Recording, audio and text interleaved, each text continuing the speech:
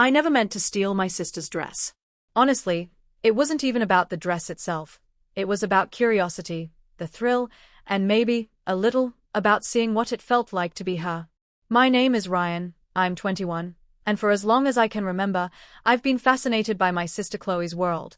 The clothes, the makeup, the confidence she carried effortlessly. I never told anyone. Not my friends, not my girlfriend Isabella. It was my secret obsession, one I rarely dared to explore. Living in a small suburban home with my family has its advantages and drawbacks. Privacy is rare, space is limited, and Chloe, being the meticulous planner she is, always knows where everything is. My room, tiny and cluttered with my own things, became my sanctuary. There, I could indulge in small experiments, trying on a scarf, a borrowed top, or even a pair of shoes Chloe had left by accident. Nothing major, nothing permanent. Just moments of escaping the ordinary, a private thrill in a world that always demanded I be just Ryan. My day job? I work at a small tech startup downtown. It's nothing glamorous, but it pays the bills.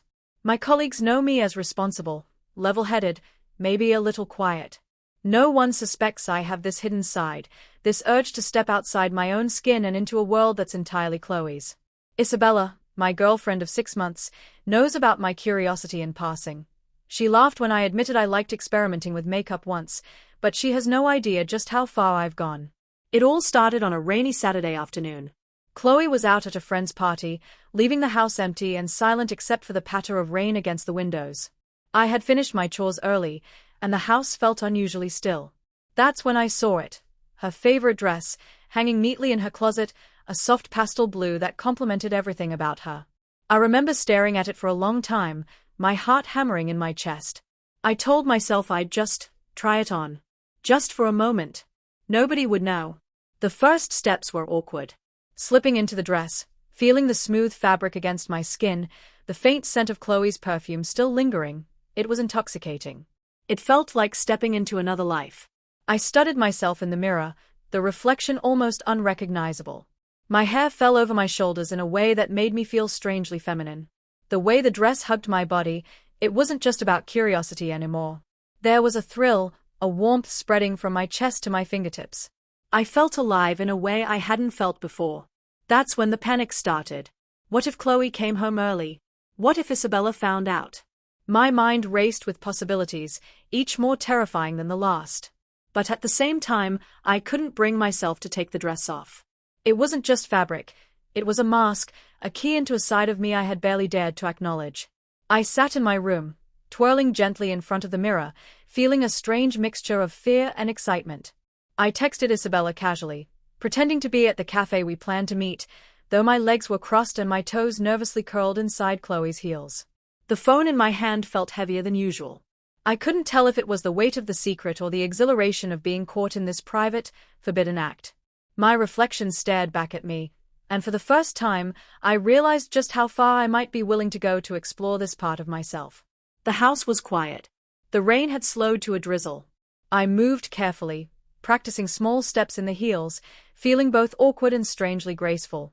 Every sound made me jump. The creak of a floorboard, the distant rumble of thunder.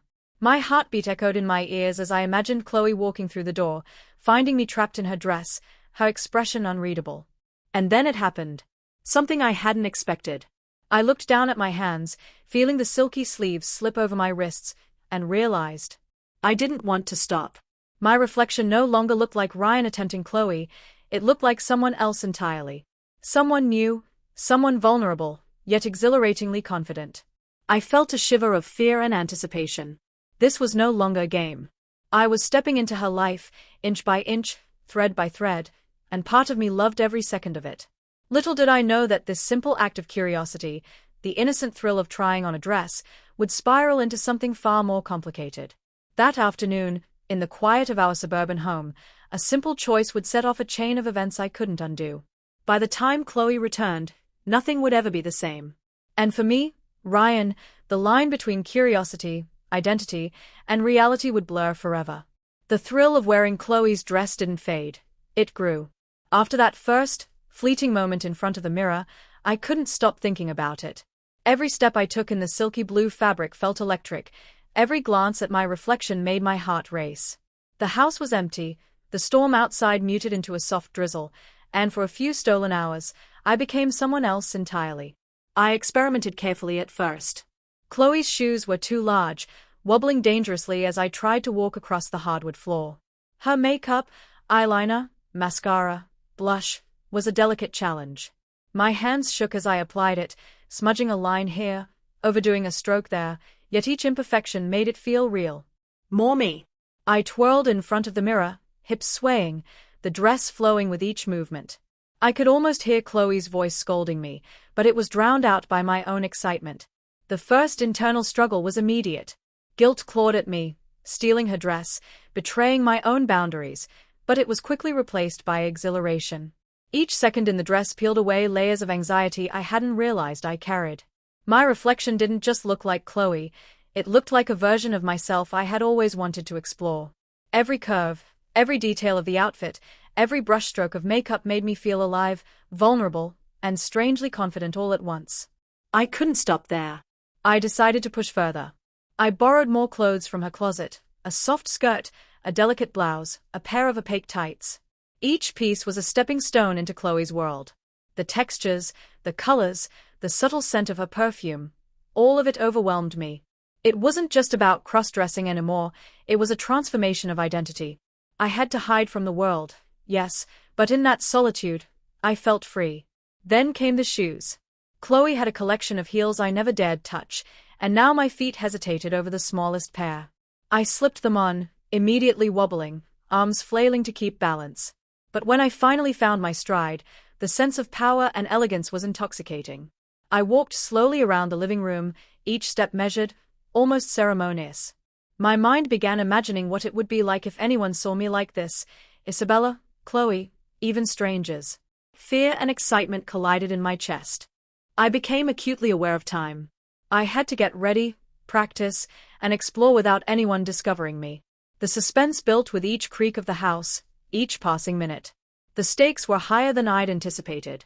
My heart jumped every time I thought I heard the front door opening, every sound amplified. I imagined Chloe walking in, catching me in mid-transformation, and I shivered, not entirely with fear. The mirror became my closest confidant. Every glance reflected not just my physical transformation, but my emotional journey. I studied the curve of my hips, the soft contour of my face under makeup, the way my hair framed my shoulders. This wasn't just play anymore, it was identity. Each layer I put on felt like peeling back another mask, revealing a side of me I'd never let anyone see. The more I looked, the more I realized I didn't want to return to being just Ryan. Yet, fear always lingered. I imagined Isabella coming home early, her expression shifting from surprise to suspicion. What would she think? Would she laugh, scold me, or simply judge me? The stakes were real. Every movement, every decision, was weighed against the possibility of discovery. It was a delicate dance, balancing desire with caution, thrill with anxiety. As hours passed, I became more daring. I tried Chloe's accessories, a delicate necklace, a bracelet, and found joy in the details. I brushed my hair until it gleamed, adjusted the hem of the skirt, and practiced walking in the heels until I could do it without wobbling. The reflection staring back at me was almost unrecognizable. I wasn't just wearing Chloe's dress, I was embodying a new version of myself, one that was confident, daring, and undeniably feminine. The suspense grew when I heard the sound of the mail slot clatter downstairs. My heart skipped. Someone was home, or at least approaching. I froze mid-step, clutching the edge of the dress, praying it wasn't Chloe. The mail carrier had left, thankfully, but my pulse was still racing. I realized how close I was to getting caught, how easily this secret could shatter in an instant. And yet, that danger made it even more thrilling. I decided to explore further. I practiced small gestures, touching my hair, adjusting the skirt, applying a final coat of lip gloss. Each action felt loaded with tension. Every sound, every shadow, seemed amplified. I was alone, yet the house felt alive, aware of my clandestine experiment. The thrill of almost being discovered heightened every sensation. The silky dress on my skin, the click of heels on the floor, the warmth spreading through me as I fully embraced this hidden side of myself. By the evening, I had fully immersed myself. I danced softly in front of the mirror, letting the reflection guide me. My movements were confident, fluid, yet tinged with vulnerability. I had become Chloe, Ryan, and something in between all at once. And then it happened, an unexpected twist. My phone buzzed on the counter, a message from Isabella. She was running late, giving me more time than I expected. But the message also reminded me of the outside world, of the life I couldn't fully abandon. For the first time, I realized the stakes weren't just my guilt or fear. They were about identity, desire, and control. How far would I go before the thrill became a trap? Could I return to being just Ryan, or had I crossed a line I could never undo? The dress, once a simple piece of fabric, had become a symbol of something larger, a new persona, a secret world, and a path I couldn't turn back from. The suspense was palpable. I had to keep moving carefully, balancing curiosity and caution. Every moment alone in Chloe's clothes was a test of my nerve, a push toward a reality I wasn't sure I was ready for. Yet, the more I embraced it, the more I realized I couldn't stop. This was no longer an experiment, it was a transformation, one that would challenge every relationship, every expectation, and every secret I had carefully guarded. By the end of the evening, I sat in front of the mirror, still in the dress, heart pounding, breath shallow. The reflection stared back, both familiar and foreign. I was trapped in the thrill, the suspense, and the excitement, caught between who I had always been and who I longed to become. And somewhere deep down, I knew this was only the beginning. Chloe's dress had changed everything, and nothing would ever be the same again. The tension in the house reached a breaking point that evening. I had fully embraced my twin persona, every detail from Chloe's silky dress to her delicate heels and soft curls perfected.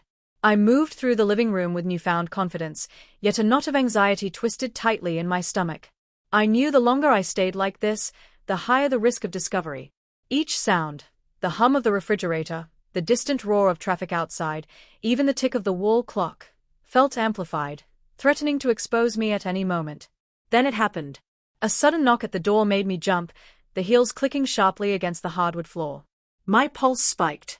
Who could it be at this hour? Chloe? A neighbor? Or worse, Isabella? My mind raced. I tiptoed to the door, adjusting the skirt and smoothing my hair, my reflection in the hallway mirror reminding me how far I had come in embodying her. I peeked through the peephole and froze. It was my neighbor, Mrs. Larkin, holding a small package. Relief washed over me, quickly followed by the realization that I had to answer the door without revealing anything. My hands shook slightly as I opened it, forcing a polite smile. "Hi, yes, thank you," I murmured, taking the parcel. Her smile lingered, almost knowing, as if she could sense something unusual, something hidden beneath the surface. Once the door clicked shut, I leaned against it, trembling. This brief encounter had magnified every insecurity, every fear of being caught. Yet, strangely, it also made me feel alive.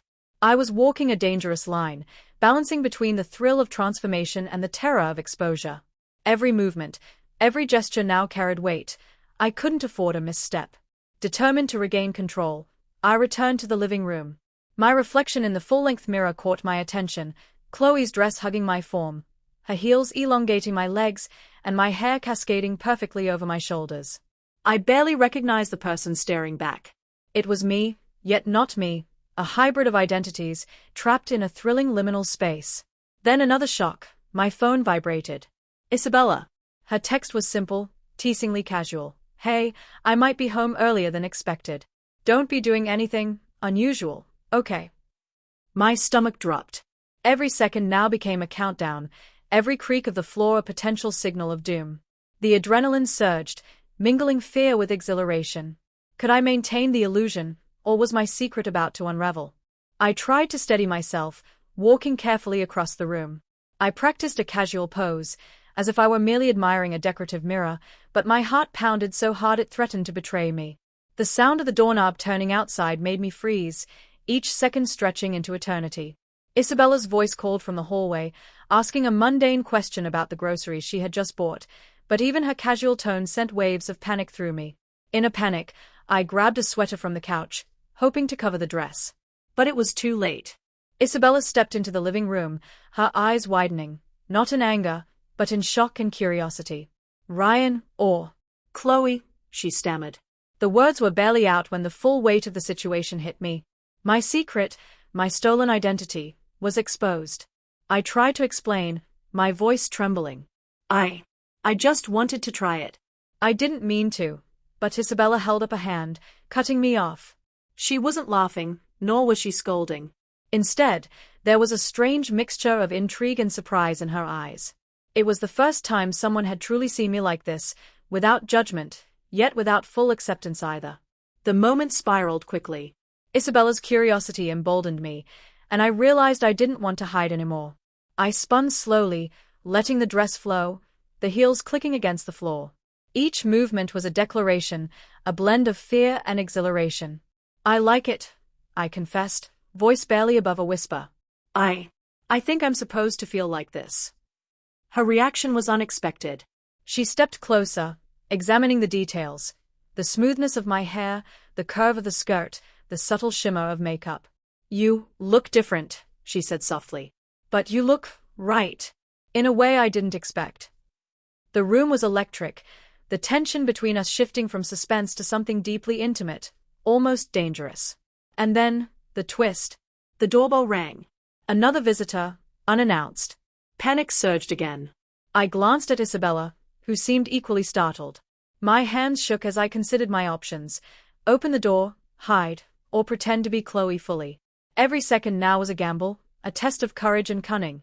The very act of standing there in full dress, heels, and makeup, waiting for the unknown, made me feel more alive than I ever had. As I prepared for the encounter, a sudden realization struck me. This wasn't just about being caught or seen. It was about embracing a part of myself I had denied for too long. The danger, the suspense, the uncertainty, it all heightened the thrill, each moment charged with emotional intensity. And even if the next few minutes destroyed my secret, I knew one thing, I could never go back to being just Ryan. The doorknob turned. A shadow appeared. I inhaled deeply, heart hammering, ready to face the ultimate test of identity, courage, and transformation. The suspense reached its peak, every step, every breath, every heartbeat conspiring to keep me on the edge of revelation. I froze mid-step as the door opened, revealing the unexpected visitor, and everything changed in an instant. The identity I had crafted, the thrill I had chased, and the secret I had protected were all on the line. In that moment, I realized the line between fear and excitement, shame and desire, was thinner than ever, and I was standing squarely in the middle of it. The mirror reflected not just me, but the duality of my existence, the boy I had always been, and the twin I had stolen. Each heartbeat echoed the suspense, each movement carried the weight of risk, and every breath reminded me that this night would change everything forever. The door slowly creaked open, revealing the figure of Chloe's best friend, Emily.